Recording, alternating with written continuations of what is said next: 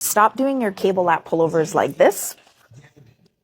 90% of you are going to benefit from swapping your rope out for a bar. I know some of you do have smaller frames. That's why I said 90%. And for you guys, the rope is okay. The reason being is we are working our lats in this movement, and your lats run all the way down to your hips, which means that in order to effectively hit your lats throughout a full range of motion, we want your arms to be as wide as your frame, aka your hips. Problem with the rope is that for many people, it's not going to allow you to do that.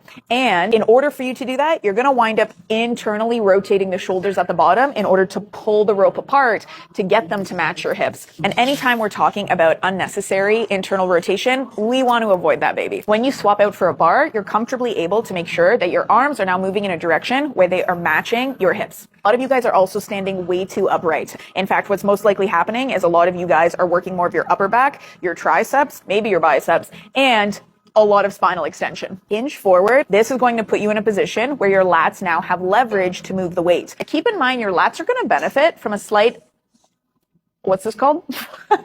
From a slight flex in your spine. Here is where you're stretching them out. So getting into a hinged position and then slightly rounding the back is going to put you in a position where we're able to effectively hit your lats. It always sounds so weird when I say words like effectively. Basically, it's just going to work your back better, bitch.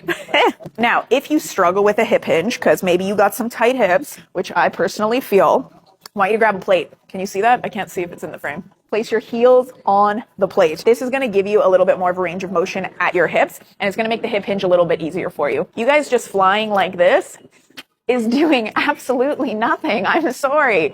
When you get set up, roll your shoulders back and drop them down as if you were thinking about pulling them down into your back pockets. When you get to the bottom, pause here for a second. Make yourself a cup of tea. Get comfortable. Squeeze your lats and then release slowly. In fact, a great mental cue is to think about your elbows scraping along the floor as you let that bar raise up. When you get to the top, you don't have to lock your arms out, but pause here for a second where the lats are still carrying the weight, but at their most stretched position, and then pull it right back down. I hope that helps. Follow for more.